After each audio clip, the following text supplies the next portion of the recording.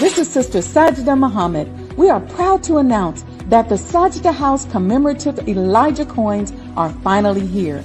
As we renovate and restore the former home of the Most Honorable Elijah Muhammad, we have recycled the old copper gutters and downspouts and created a 1-ounce 39-millimeter coin made of 100% pure copper. Each coin is professionally graded and has its own barcode and registration number. This priceless heirloom, made from recycled copper from the messenger's home, is now available at sajdahhouse.com.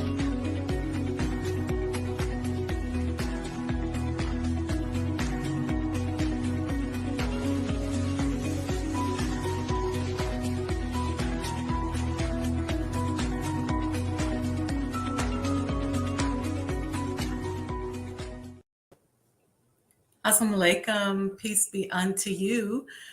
Bismillah ar-Rahman ar-Rahim.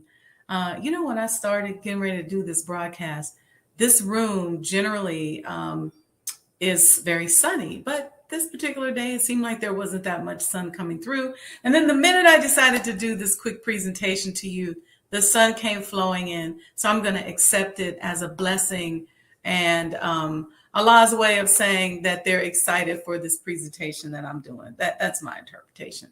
So I wanted to take a moment to talk to you all about the commemorative Elijah coins and the Honorable Elijah Muhammad House Museum project.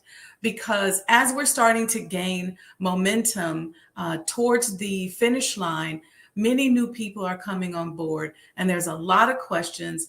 And even though I've covered them, I realize that a lot of you haven't seen them before or haven't heard me answer those questions before. Okay, so what I'm going to do, let me see if I can scoot back a little bit here, but y'all can hear me. It's not necessarily that important that you see me.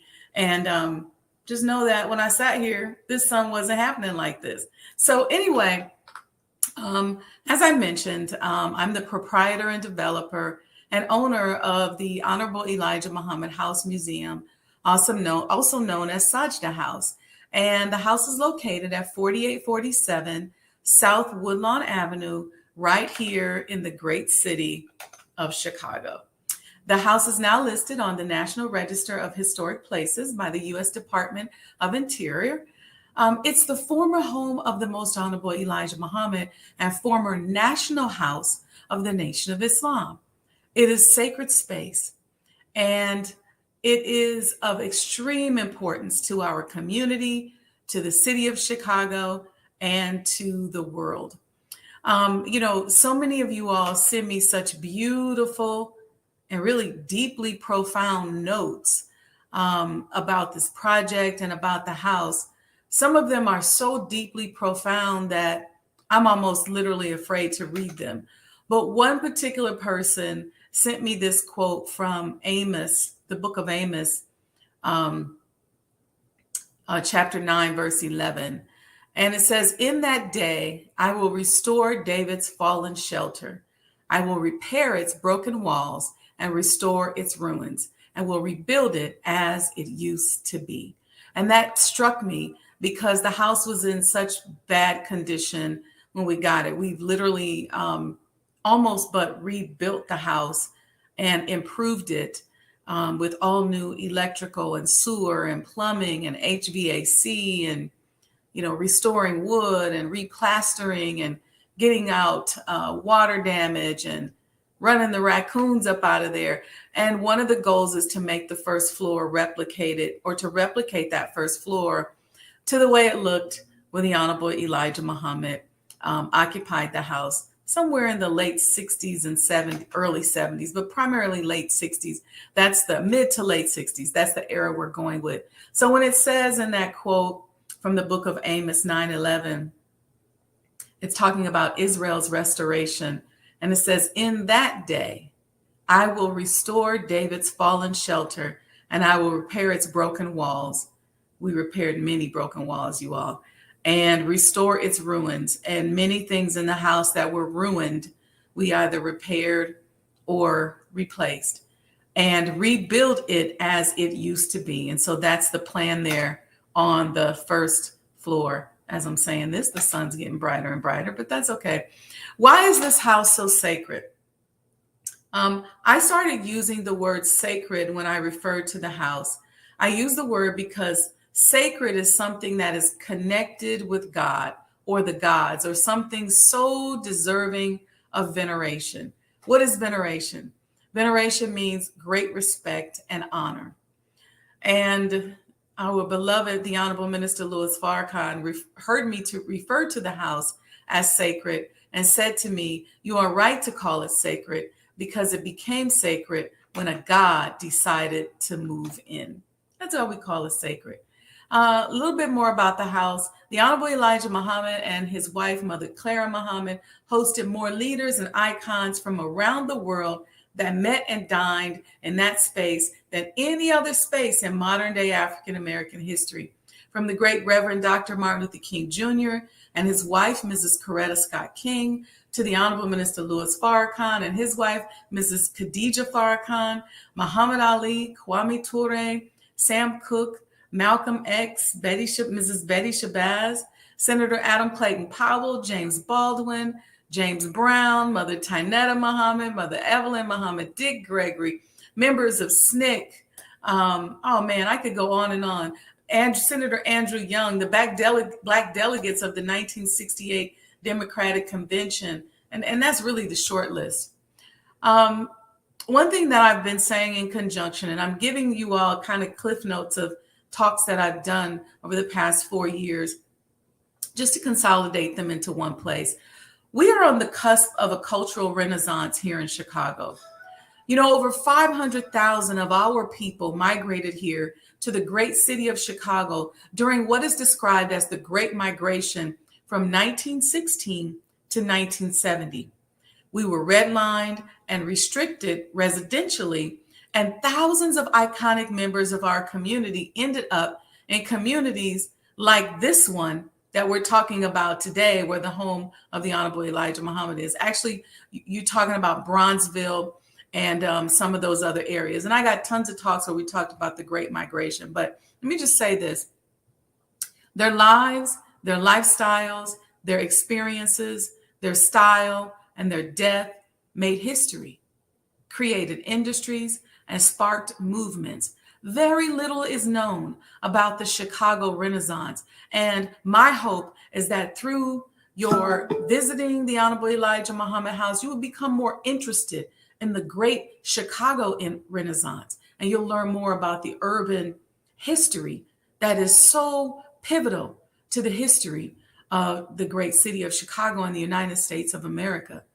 I heard Commissioner Cox say that so much of our history is tied up in our everyday, ordinary lives. And I would add that it happens on everyday blocks, in everyday houses, on everyday corners, places where you can't even imagine. And as things begin to regentrify, our history gets covered.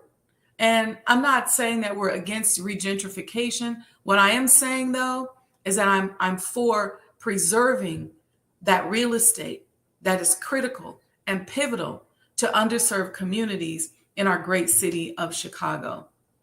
Now, let me tell you about these commemorative Elijah coins. There's two different kinds, and we're going to talk about this one, which is the graded coin. Then I'll talk to you about what coin grading is. And then there is the pendants, and I'll talk to you about that as well. So I just wanted to quickly, I'll go into that. All right. Most renovation and preservation projects do not include careful restoration of old materials. A lot of people go in and they just bust down the walls and they just say, look, we'll just redo it and make it look like it used to look. In a lot of ways, that was a little blasphemous to me. Why? Because I'm a big proponent of understanding energy and vibrations.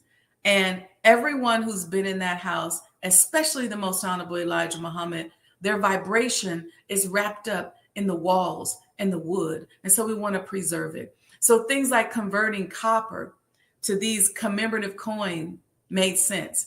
So we took many of the gutters and downspouts and transformed them, smelted them down, found a foundry, and created these commemorative coins.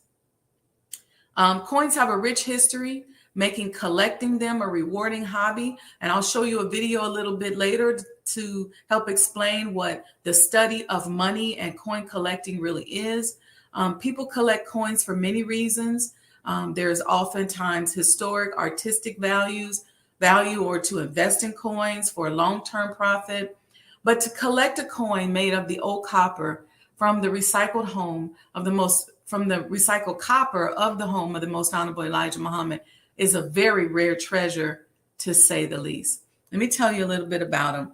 Each of these commemorative Elijah coins, this is actually the same coin. One is graded and encapsulated in this case, and the other one is has a casing around it for you to wear it as a pendant. Okay, there's a limited number of these pendants left. You can find them on our website for $350, and the graded coins are $500. And I'm sure when I finish this presentation, you will understand that these coins are worth way more than that. So each commemorative Elijah coin is 1 ounce of pure copper. Okay, it's about the size of a 50-cent piece. I didn't wear mine today, but it's about that size. Okay, it's been pressed, cleaned, and melted at 1,983 degrees Fahrenheit and molded into this commemorative coin. The coin was also graded by independent coin graders. And again, we're going to talk about the significance of grading a coin. And they've been grading and authenticating coins, tokens, and metals from around the world for collectors and dealers since 1998. They use a unique state-of-the-art tamper-resistant holder with a custom hologram system and specialty plastics, making the holder one of the least counterfeited in the industry. Why is it so important that we make sure this coin is not counterfeited? Because we are issuing a limited number of them. And as these coins begin to get sold and the house is completed and the museum popularizes and our history and the value of our history begins to be recognized, things like these copper coins are going to be of great value. And there are great artistic heirlooms to pass down to your family. I have some coins here. I'm going to show you some of my coin collection, but I'll keep going through this. So let me tell you about the coins. They're laden with spiritual significance, including 24 stars surrounding an etched image of the Most Honorable Elijah Muhammad on the front. And the traditional "In God We Trust" that you normally see on coins is replaced with the phrase "In the name of Allah." The back of the coin includes an etching of the House Museum with the phrase "He lives," written above the Arabic phrase "La ilaha illallah," which in English means "There is no God but Allah." The Honorable Elijah Muhammad was quoted as saying, and this is some of the inspiration, and I'm going to get into that here a little. Some people said, well, why do this? Why are you recycling materials? Well, the Honorable Elijah Muhammad was quoted as saying to the Honorable Minister Louis Farrakhan, "When they find out who I am, they will rip the bark off the trees." I love and believe in the Most Honorable Elijah Muhammad as the messenger of Allah, the Mahdi. Everything he touched, walked on, or possessed is sacred to me and many believers and followers around the world. I am humbled that Allah has entrusted me with the opportunity to preserve some of the history of his star student, his first begotten of the dead. We are focused on preserving as much of the history as possible. And that's the reason behind that. All right. So now let me just say to you, because some of you are saying, well, who is the Honorable Elijah Muhammad? And why go through all this trouble? Who is he? For those of you who don't know, or for those of you who know and just like to hear about him. The Honorable Elijah Muhammad, and I'm going to lift the words of the Honorable Minister Louis Farrakhan from the Final Call newspaper with a few little additions and tweaks here and there. But he is indeed a true friend of the Black man and woman. His influence is felt. I'm going to try to get through this without getting emotional. Let me just say this. since I was very, very young and I learned about the Honorable Elijah Muhammad. And I think that I initially just knew how to connect that with the scriptures. Something about it connected, something about who he is made me know that I was walking through the volume of the book, even though I didn't know what that meant.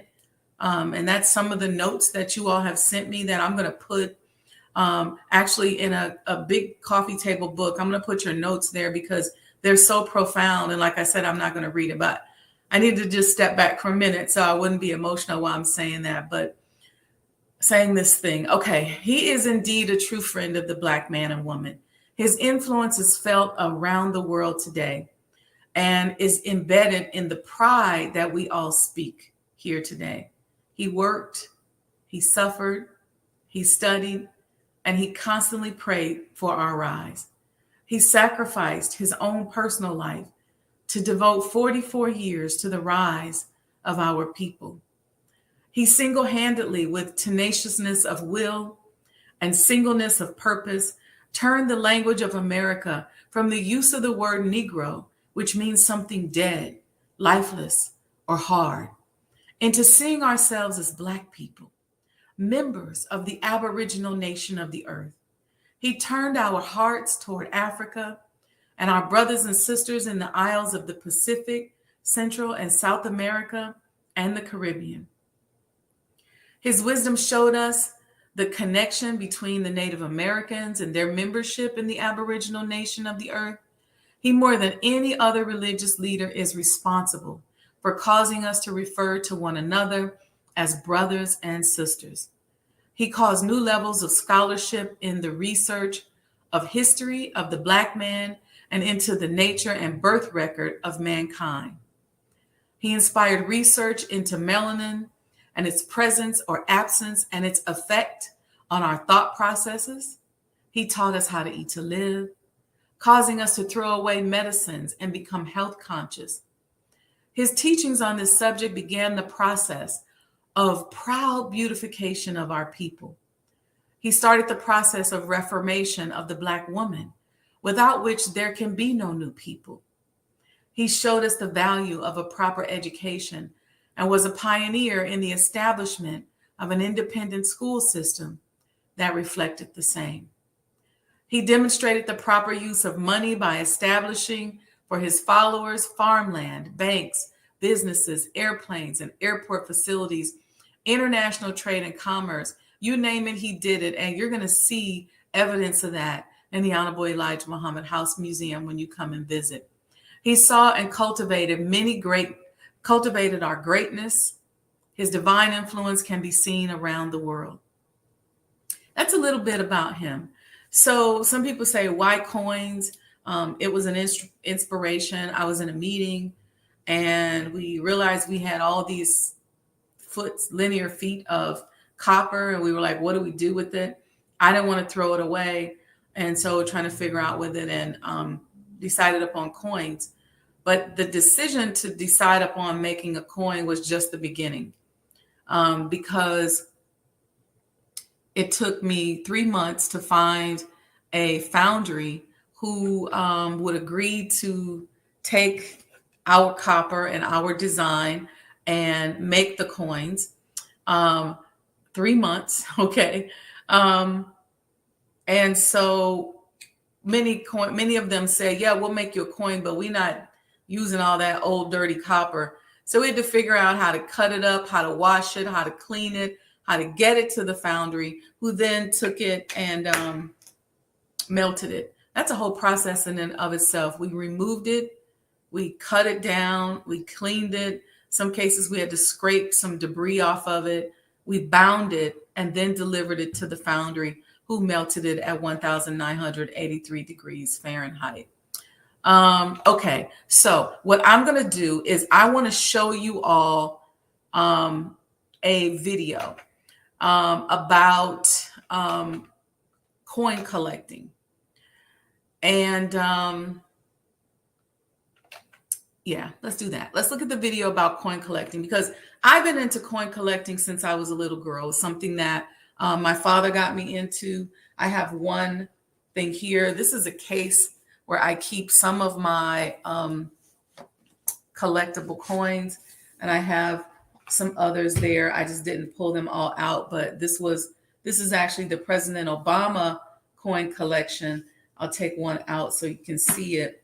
But it's this is the President Obama coin collection, and it has different pictures of him on the back. I know you can't hardly see it, but you can look it up. So I have them in a case. They were minted in 2015 by the US government. These coins were minted in 2020 by myself. And so I minted these coins, and minting just means the person who creates the coin. I had Brother Tori and Brother Sultan Rahman, Brother Tori Muhammad of Bean Soup Times, and Imam Sultan Rahman at Mas Mariam. He's also an executive council member of the Nation of Islam, who helped me with the design to think about what to put on here. The front of the coin kind of came to my mind and came to my brain as soon as I decided to do the coin. I wasn't sure what to put on the back. And I think between Brother Tori, Sultan, and maybe even Abnar Farrakhan Muhammad, who said, let's put the house on the back. And, and then I said, yes, I love that. And so we went from there. So Brother Tori actually did the layout for me, and we tweaked and played around with it a little bit. So coin collecting, you all, is something that a lot of times we're not that much into, but I want you to understand coin collecting, why this minting is so important. This coin, I'm going to use this minted coin and the holders of these coins to give people priority access to the home. So if you have a coin, either of these coins, and you buy it from our website, you will get priority, you'll get privileges, right? So coin holding will have a privilege.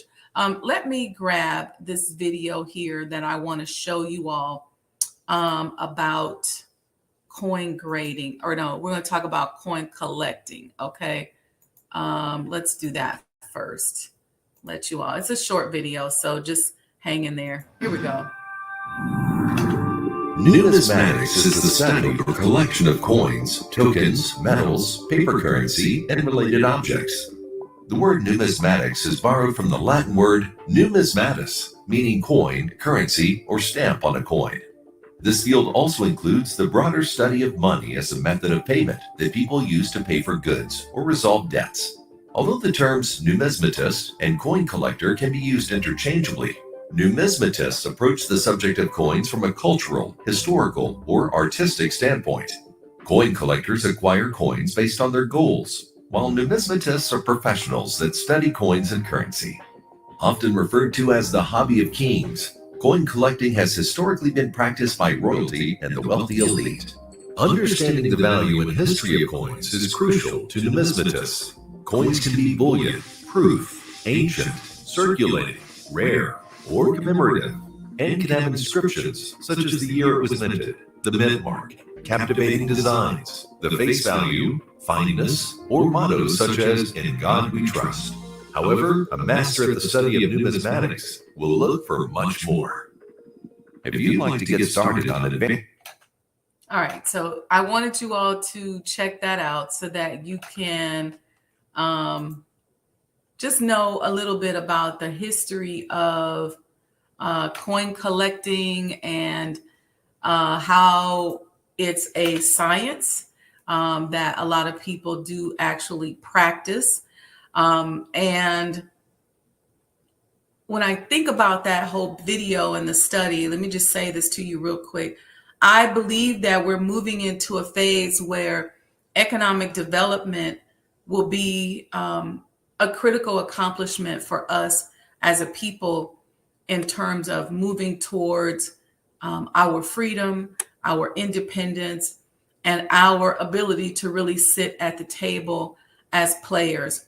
And in conjunction with the quote that I read earlier from the book of Amos, chapter 9, verse 11, this, I believe that we're moving into a phase where economic development will be sustainable.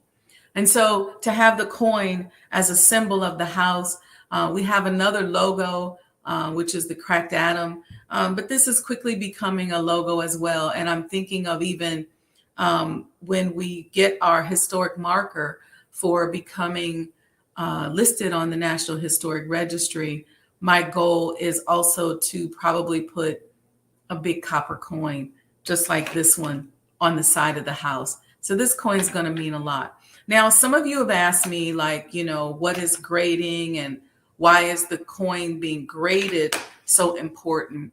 So I'm going to pull up, I have another quick video for you to see that's just going to talk about the importance of a coin being graded. Since a lot of you aren't coin collectors, you may not understand the importance of this coin being graded. And you may not understand how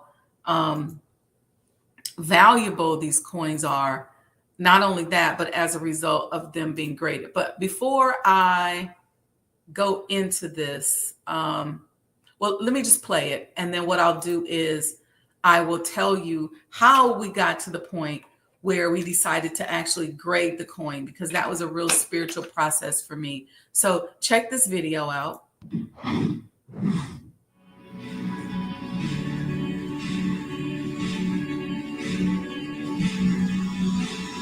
What's unique about the PCS grading process is that we are very objective. We work to make sure that each grader grades points independently. This is a very independent process. We find that over the years has produced the most objective, best grades we can possibly get. PCS points are the most liquid points in the marketplace. There's an incredible market, incredible demand by collectors, so it's quite easy to sell PCS points versus other brands. If the buyer and seller know that it's a PCS product, they can't have any more confidence than the fact that it is graded and authenticated by the most reputable company in business.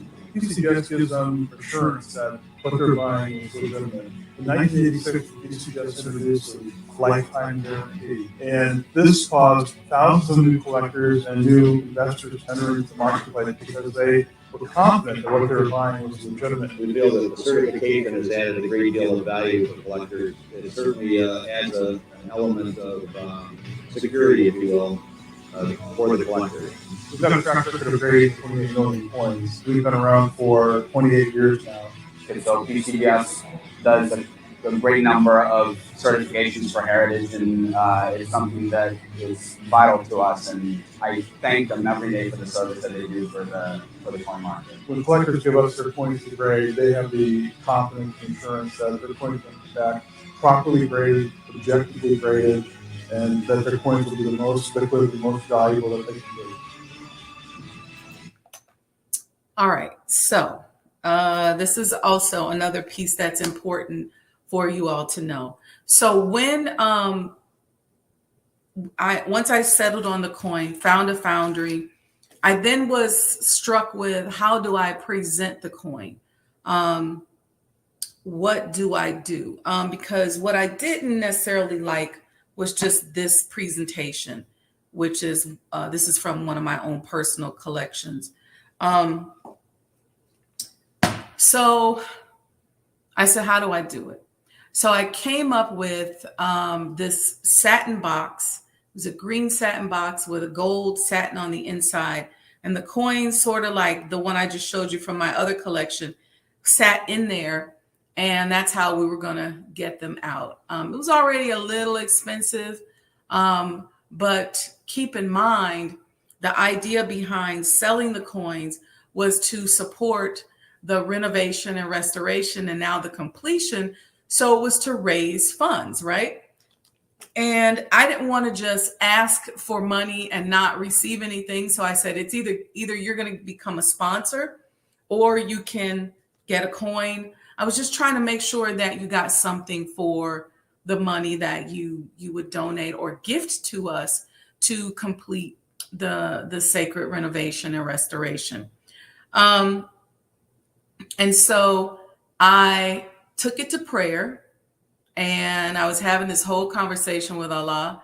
and having a conversation with the Honorable Elijah Muhammad. And I said, do you like this? I had a sample of it. I said, if you like it, make it plain, make it clear. If you don't like it, make it plain, make it clear. And I went to bed.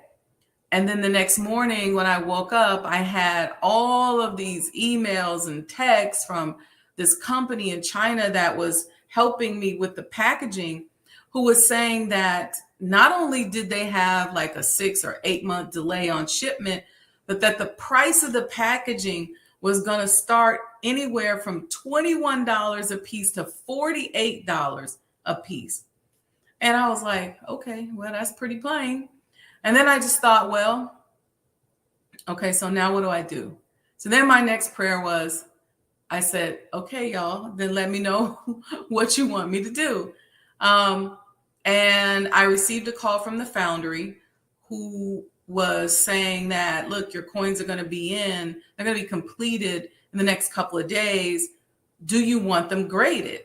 And I was like, what do you mean by that? And so she started to explain to me that minted coins, generally coins that are minted by the United States, are generally those that are graded. And that this particular coin, given the significance of it, given the potential value of it, the coin grader said that they would mint them for us. And she told me the price that they gave us and told me the process. And I was like, okay, I think that's it. So that's how we got to the point where we wanted to have the coins graded. Okay. And one last thing I just want to say before we go out here and just putting this presentation together. I have 2 quotes that I think are really powerful. One is from Rumi, the Islamic poet, the Sufi poet Rumi. I love Sufi poetry and music. I love all things Sufi. And so I thought this was really interesting. It said, through love, scraps of copper are turned to gold. And this actually, as a Muslim follower and student of Master Fard Muhammad, under the tutelage of the Honorable Elijah Muhammad and the Honorable Minister Louis Farrakhan, this is truly a project of love. And so through this love, the scraps of copper that we took off the building, which I should have brought here with me so you could see, in my opinion, have become like gold, because that's how valuable they now are. And they begin to represent this invaluable project. And then Deuteronomy chapter 8, verse 9 says, out of mountains, you will mine copper.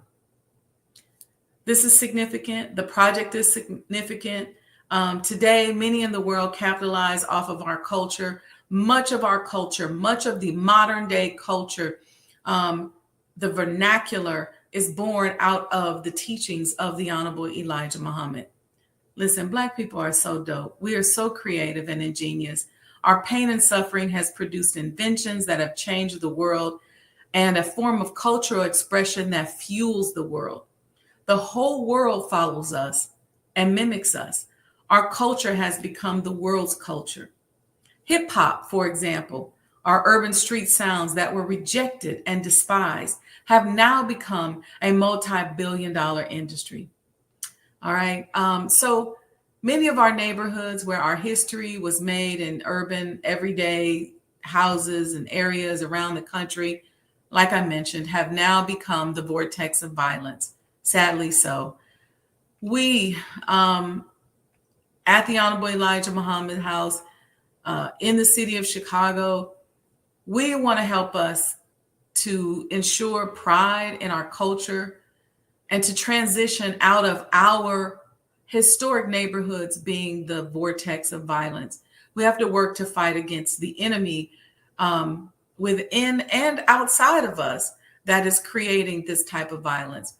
I hope, to spark a Black cultural renaissance in our communities around the world.